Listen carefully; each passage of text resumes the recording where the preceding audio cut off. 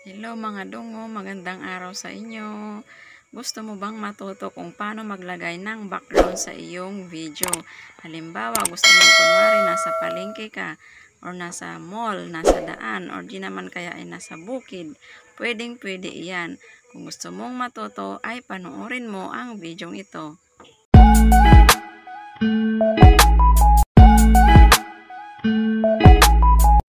Una ay punta tayo sa CapCut. Kung wala ka pa nito ay pwede kang mag-download sa iyong Play Store. Tapos ay pindutin natin yung new project. Tapos mamimili na po tayo kung anong video ang gusto natin i-edit at lagyan ng background. Tapos kapag nakapili na tayo ay pindutin natin. Ako kunwari ito. Tapos ay pindutin natin yung add sa baba.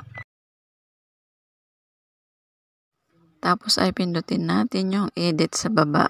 Tapos ay slide natin pakaliwa at hanapin natin yung cutout. Slide lang po natin hanggang lumabas yung cutout. Kapag nakita na po natin ay pindutin po natin.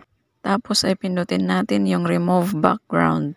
Tapos po ay pindutin natin yung check sa baba. Tapos may makikita kayo dito sa taas na 1 to 100%.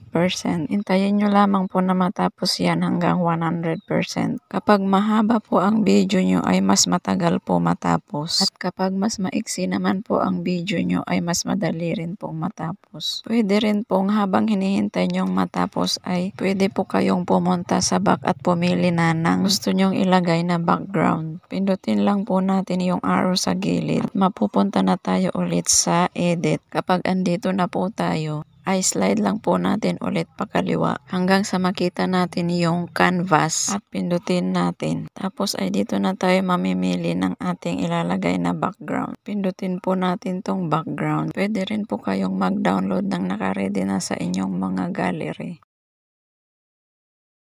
Tapos ay pindutin po natin itong album. Tapos ay mamimili na po tayo ng gusto nating ilagay na background. Ako, kunwari ito. Pindutin lang po natin. Tapos ay mailalagay na sa ating background. Ayan na mga guys. May background na po tayo.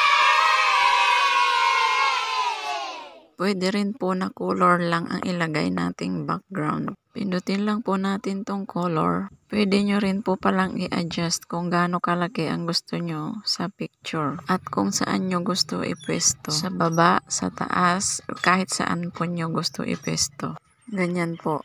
Kapag naipwesto nyo na po, ay pwede na kayong mamili ng color na gusto nyong i-background. Dito po kayo sa baba mamimili. Maraming kulay po ang pagpipilian. Iba't ibang kulay po yan. Kung nakapili na po kayo ay pindutin nyo lang po at mailalagay na sa inyong background. Pag okay na po, pindutin natin yung arrow sa taas.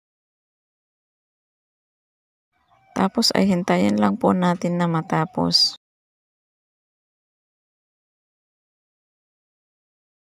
Pagtapos na po ay pinutin natin yung done. Matik na po yan na masisave sa inyong gallery. Ngayon naman ay tignan natin sa gallery yung ginawa natin. Ayan, andito na siya. Meron na siyang background. Ganon lang po kadali. Sana ay nasundan nyo.